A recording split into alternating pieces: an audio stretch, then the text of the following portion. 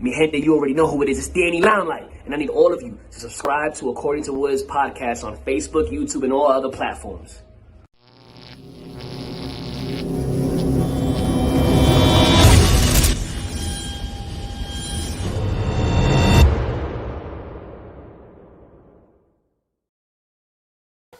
What's good, party people? This is According to Woods. I have the honor and privilege of talking to. He's a mixed martial artist, a massage therapist, and a bare knuckle boxer. He's the one and only Ninja Turtle, Paul Teague. Paul, what's going on? Not much, man. What's going on with you? How you been doing out today? Doing okay. Doing all right, man. Live and well. Yeah, I think I'm alive and well. This is like one of the last podcasts that I do of my current age, as it is my birthday tomorrow. So, bye, All right. 35. Happy Yeah, birthday. thank you. No, but it's all wavy gravy, as they say. You said it's, yeah.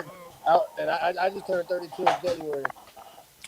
Right on. Happy belated birthday. Thank you. I had to accept I was over 30 because my oldest kid turned 13. Wow. Yeah, I've got a couple that, well, one that age, right? And he's currently, kind of basking in the homeschool glory that it's past 9 o'clock and he's still in bed. I wish I was still in bed. I'm getting ready to head to Knoxville, Tennessee for my teammates weigh-ins today and it's fight tomorrow. Dang, man, dang. Which, I mean, let's kind of get into it. Like, how did the crazy world of combat sports find you? See, I wrestled since my seventh grade year in high school. So I wrestled seventh through 12th in the year after, and it was it was funny. Like I started playing the UFC video game and it inspired me. Like, you know what? I want to actually try this. So I looked for a fight, found a fight. Actually, sorry, a fight found me. I was supposed to fight with one of my best friends. Like he was my best friend for like 15. He's still one of my good friends now. For like 15 years, and we was never in the same weight class in high school, so we never really got to wrestle each other because he was like 30 pounds lighter. But after we got out of the military, he came and we posted was looking for somebody to fight, and he was like, "Hey, I'll fight." Well, 3 days later, well, sorry, 3 days before the fight, they had to pull him because the state wouldn't take his military physical. Wow. So and I ended up fighting a guy who had been training for 7 years. At that time I had maybe 2 months of boxing practice, and I was supposed to fight a guy one of my friends who had just wrestling. What? Which, I mean, in terms of like timeline, right? Because I know when I started watching combat sports, I mean, well, MMA specifically, it wasn't even legal here in California. It was like in like Alabama and all that jazz. So, what was like the landscape that you stepped into MMA with? Like, was it legal? Were there smokers? Um, yeah, dude, like I've never done anything, and I've never fought really anything illegal. My first fight was sanctioned. Um, Nice. I did do a smoker with my team basically because my team had a we went to another gym and they had it was basically some of our newer guys, some of their newer guys just to get so they can get the vibe, the feeling of being an actual fighter who's not your teammate. And well, when we went up there, was fighting and everything. And I was supposed to fight another guy who was not who was a nobody basically. He was just a bitch basically speaking.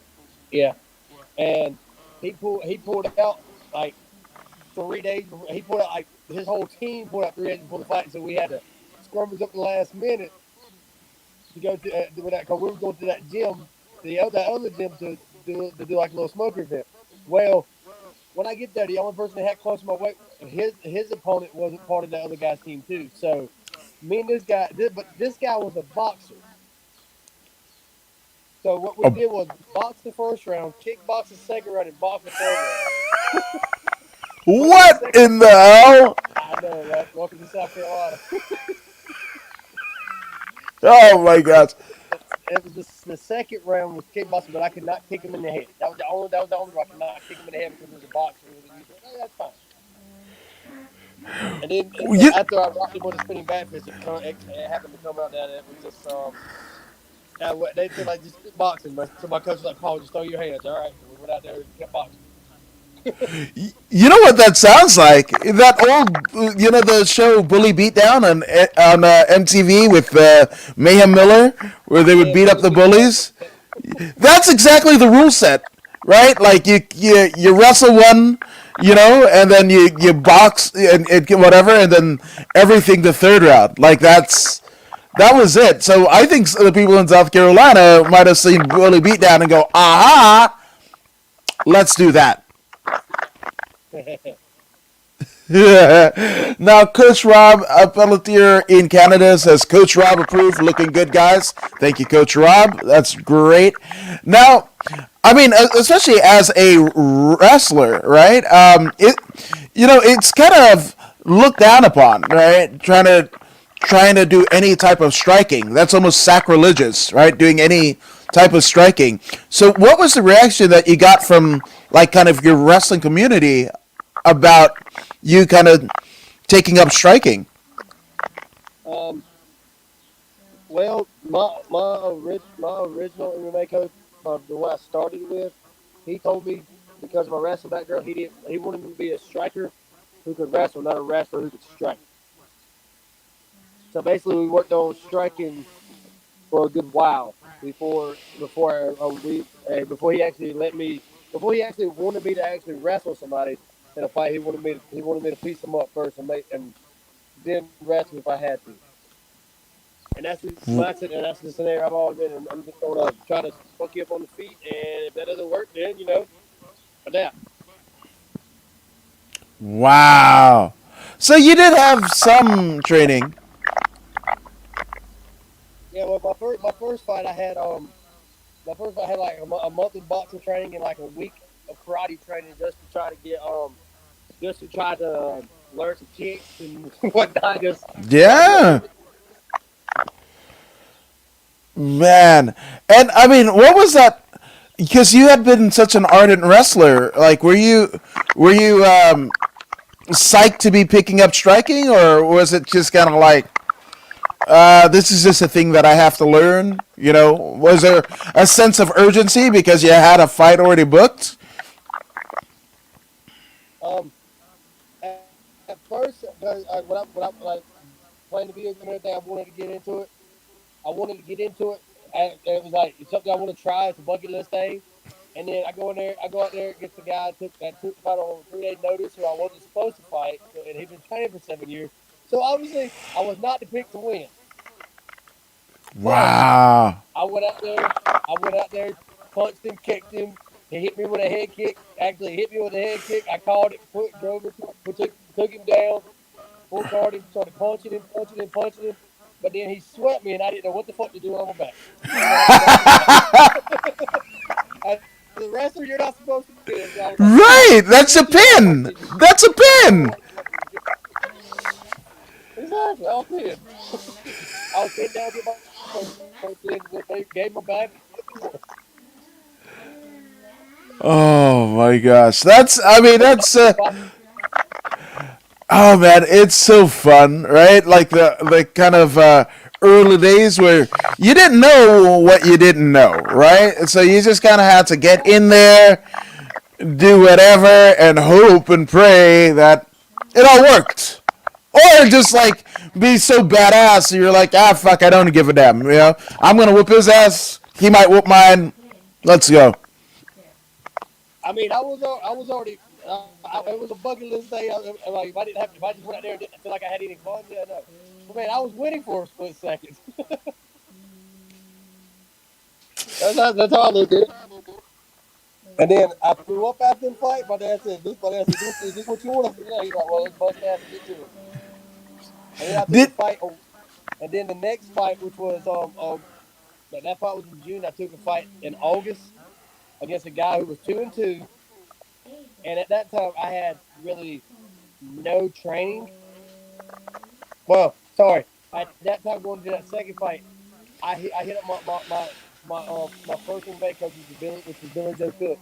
I I hit him up, and only thing about that was I hit him up and asked him. I said, I need a cornerman for this fight. Is there any possible way? I need a cornerman for this fight. Is there any possible way you can help me? He didn't know. I have no clue who I was, but he knew my sister, so he has my sister. So him and another guy named Jason and Abbott, another one of my coaches, they brought me in, work with me, and they tried it. They was like, Paul, we don't think you're ready for this fight. You need to pull out, which I couldn't because I had already sold 12 tickets. whoa. So the way I did it was, well, I've already sold tickets. They said we're going to do the best way prepared as we can. Well, me and the guy we go into fight, and I knew he was a wrestler. I thought you want to throw these things. He said, I don't want to put your ass. I said, I'm going to put you on your ass. I said, there's one thing you don't know about me. He was, I said, my wrestling background. He said, what about it? I said, good luck. And then he ended up getting a beautiful double leg on me, but it cost him a standing dart on the cage too. I took him out with a standing dart on the cage. Damn, that's what you do. I mean, I think it's fun, right? And even the fact that, like, you were throwing up, did they wait until at least you threw up, or was this like mid, and they're like, you want to do this? I want to know the timing. Oh, you're muted, but oh, Yeah, there you I'm go. sorry. My wife was talking. I didn't want to Oh, no, interrupt. you're good. You're good. No, but I mean, at what point were you asked, do you still want to do this, right? Because was it after you threw up, before you threw up, or during the throw up?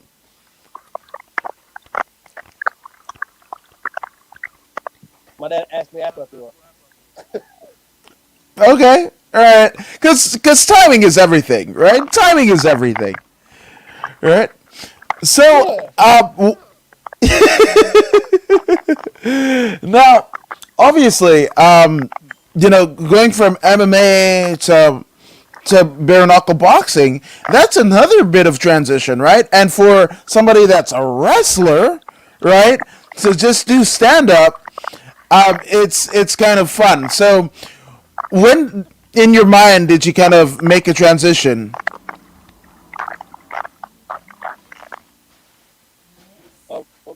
What made me transition? Um, to be honest, not the money. The money really. Yeah. Like as an Emmy, I had 11 to 12 fights as an Emmy. First time I was ever fought that was by my teammate, which we took a Muay Thai, which we took on we both decided to fight each other on 4 hour notice, just because um, it was there that the promotion needed another fight. We were gonna be there because my teammate was there, so like, and he wasn't comfortable with his hands, so I told him, "Did you knock me out? I mean, did you knock me out because you got comfortable with your hands?" That's what happened. He knocked me out the third round after Wow. I dropped the boot. Spinning back fist. Damn. I mean, that's cool. And again, people that watch, even the UFC, they're like, oh man, like they're on ESPN and all that jazz, and like they must be millionaires, right? Like, and even in the UFC, they don't get paid well, right? That's why it's amazing. Like, there's so many other opportunities outside of the UFC. Corey Anderson said he's getting paid more in Bellator in 3 fights than he did his entire career in the UFC. You've got bare knuckle. You've got one championship. You've got, like there's so many opportunities, right? And not just opportunities to be exposed, but also it's not exposure bucks. It's actual cash money that bucks.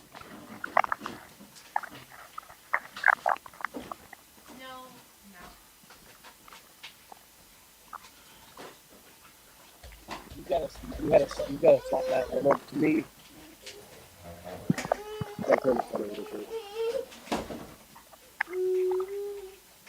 Yeah, there's a bit of a connection issue. So how about this? Jump out and then jump back in.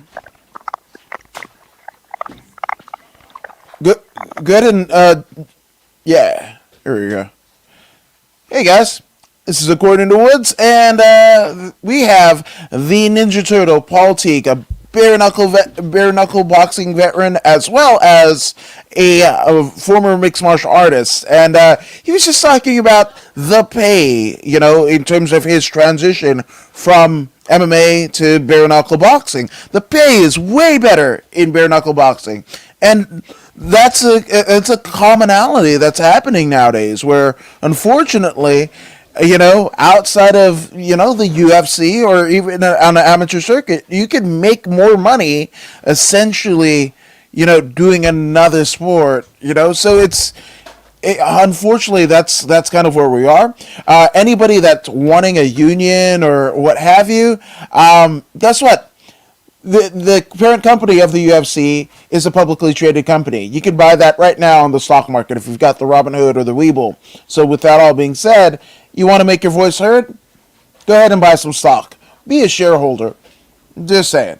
And Howie Atherton, we're back. We're back. Howie Atherton says good morning from PNW. So, guys, shout out to Howie. Good morning, good sir. good morning, Howie. Now, so like the bare knuckle. Like, are you excited to kind of take on this new venture? Um, I've had one. I'm 0-1 bare knuckle. I took one for the Total Fight Series, which is like the feeder program for the BKFC. I took one. I took a fight for them in September, which I Right. lost my TKO. I entered the 8 count, but I was wobbling. So I got up. But the guy I was fighting was built like a brick house. So, and I busted him up at the first point. And yeah, I felt so alive because I had never been in a street fight before then. So it was like the bare knuckles was new. I ended up, and that's why I'm looking forward to doing it more because there's more money in that right now than MMA, and I just don't really have the extra time to really train MMA like I want to. Because I got 2 jobs and what. No, absolutely, absolutely. Howie says thanks. Thank you, Howie. You're the real MVP. Yeah, Uh, now, so I mean, and you also took a fight, this year in Valor Fighting, right? So, are you planning kind of going forward to kind of do both, or primarily bare knuckle? um, I just took, like, I took my retirement MMA fight for Valor in April against a good friend of me and him, like I actually knocked his teammate out for the getting back to us. Back at my last amateur fight. And me and Chris Barnes, we got it off. We've always been cool. He's always been a referee. We've always respected each other. And I was like, you know what? As a last, I don't want my making up my last fight.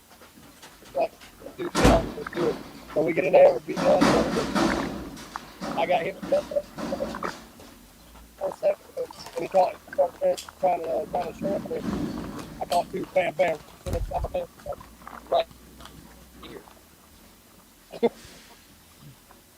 And I went out for a second, and as I came back to, he had me in I thought he had me in a choke, so when I was actually got discombobulated, I realized I was being, and the way and that was just always just weird from it because um that I thought I was still kept the coach that I went out with.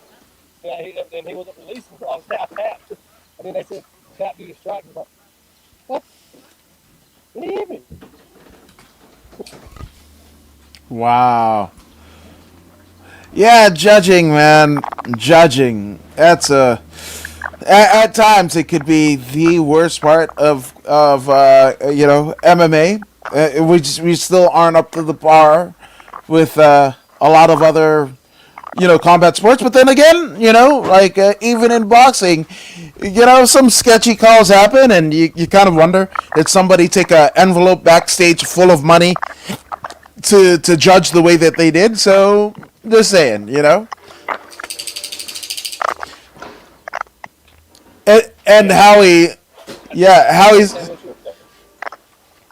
Howie's saying the bare knuckle is taking over the combat sports world at a faster pace than the UFC. 1,000%, 1,000%. So if you guys aren't, Oh yeah. hell yes. So if you guys aren't subscribed to the Bare Knuckle Boxing app, go ahead and do that now. It's literally less than $5 a month. Less than $5 a month. You get the Total Line series. You get the main BKFC cards, including the last BKFC, which is BKFC 17. All for like the low price of less than $5 a month or $50 a year.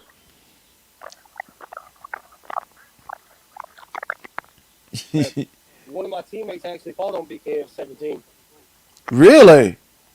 Who is he? and his name was Daniel Garrett. He fought Rusty Oh yeah, Crowder. He was one of the yeah.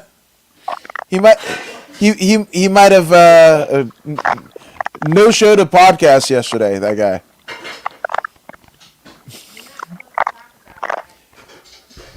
Yeah, he was like, podcast. "Yep, I was supposed to have him on here, put the whole promotion out and everything like that." And he calls me 2 hours later and goes, "Oh, I was asleep." I was like, "Bye, Daniel Gary."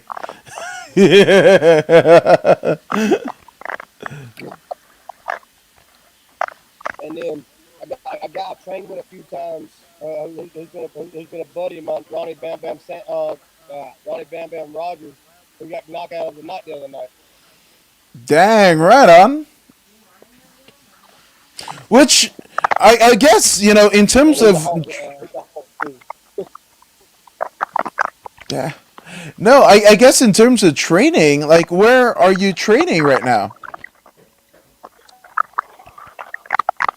I'm training at No Mercy MMA, aka the Goon Squad out of Union, South Carolina. That's tremendous. That's tremendous. And in terms of the bare knuckle app, the BKFC app, best deal in any sport, 100%. That's even cheaper than ESPN Plus, folks. That's best deal. Hell yes. Now, now obviously, cash and creative are the two things that motivate a lot of people in the combat sports world, right? So yeah, the money is good, right? But do you have like long-term goals? Do you want to contend for the Police Gazette championship? Do you want to like what is the long-term goal?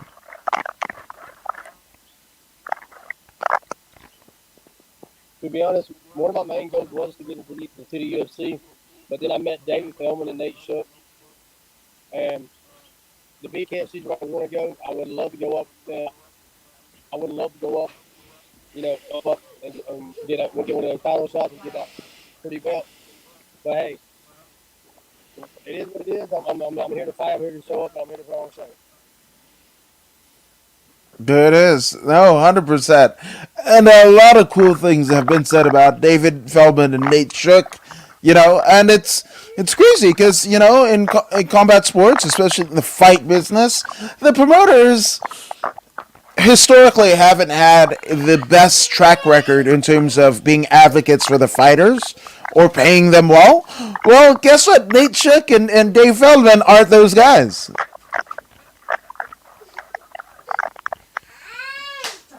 Can you say it one more time? No, it's nice that those two, Nate Shook and Dave Feldman, are promoters that take care of the fighters. Yeah, they do. They definitely do that. I Yeah, like how like, they constantly have big head. I kind of like how they have the big head tryouts to get a lot of new talent and everything like that, just to see where you are and everything. That's what I like about them. They give everybody a chance. no, 1,000%, 1,000%. So, I guess the question is, like, when can everybody plan to see the Ninja Turtle Paul Teague back into literally the square circle? Um, that's a that's a good question. I just signed with new management. My manager now is actually I'm actually with 187 Management, which is Joe Elmore and his wife. Yeah, the And Hitman. I was recently with Daryl Hack from the Management of Champions, and but we left on good terms. Everything was good. It just I retired from MMA, and I was just looking for something. I was just looking for something different, maybe. And Hmm.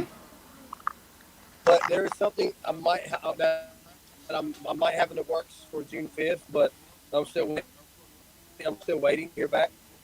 It's not bare knuckle though. It's kickboxing. There you go. Trying to literally try everything, right? Like but that kickboxing may turn into an MMA fight because it was a guy that I was supposed to fight back in January that bailed on me a week before the fight. So he texted me, told me he feel like he owes me a fight because of everything I was going through at that time because I lost my son January 7th and I was supposed to fight that guy January 9th. So he felt like he's obligated to give me a fight because he owes me a fight. He said, I feel like I should let you punch me in the face. I'm down. Yeah, yeah, absolutely. That's a little bit of extra intrigue to run that back.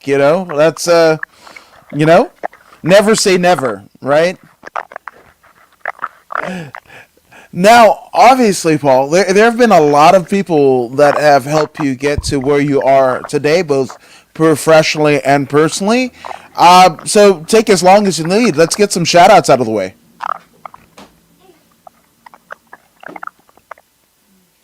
Um, I gotta give a shout out to a few sponsors. Guaranteed Motors LLC over in Spartanburg, South Carolina. Drew actually trains with Virginia Jiu Jitsu as well, so he's familiar with the whole fight game and everything kind of. And for me, like my past 3 or 4 fights, they've been awesome. Like all been awesome. Also, they celebrate. They make big cards. They don't just sell. Hey man, you gotta sell like or phones. It ain't worth it. But no, they don't have that. They're really awesome people. They actually give real good cards. Also, want to Yeah. give a shout out to um um up up up top suntan shops down in Union, South Carolina. Taylor Alexander. He's really awesome. She taught me this last fight, and hopefully we can keep it running, keep it rolling. And also want to give a shout out to these are the bands from my area. They've sponsored me basically every one of my fights, which is Redefine and Phil and Fractured Frame. They've always been awesome. They've always helped me out. And then I got a couple of rappers that like um HWD Russo. I came out to a few of his songs. He's a good friend of mine. He's an awesome dude. Really good. If you like rap music, check out HWD Russo on Spotify. If you like rock music, metal music, check out Redefined and Phil on YouTube or Spotify. And also got to give a shout out to my boy Midnight Young. Him and Sleep Tribe went on my last fight song. And it was called Suicide Kings. It was awesome.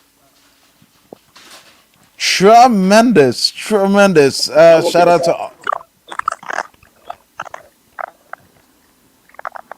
and I want to give a shout out to my teammate Stonehands Jack. Tyrell Woo Johns, Bradley Rivera to the Breakfield. Um, and I got to give a shout out to my coach, Bradley Pruitt, because if it wasn't for Bradley, because he had a really bad accident that probably didn't take his life. His Dodge Ram pickup went up under an 18-wheeler. He lost half of his ear, and it wasn't his fault. The 18-wheeler was trying to do a U-turn in the middle of the highway, in the middle of the road with fog, in the fog, and it was a bad accident. And it took him like a year to recover, and that year and a half that he was basically out, I was coaching out of my mom's basement. I would have like 25, 30 people in my mom's basement. We was down there just training, whatever we could. And then once Coach got better, he bought a facility. Him and his wife went and bought a facility. It's a hair salon on one side, and it's a MMA gym on the other. And that's what we've been rolling for about 6 years now.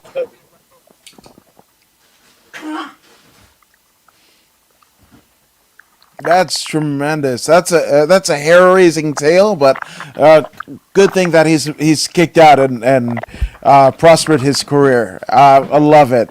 And Lance Bader says. Oh, sorry. Lance Bader says, what's going on, Woods? From Metal Geek at Dudes at Ringside Podcast. Shout out to Dudes at Ringside Podcast. Tremendous podcast there. Go ahead and follow them on social media. There you go.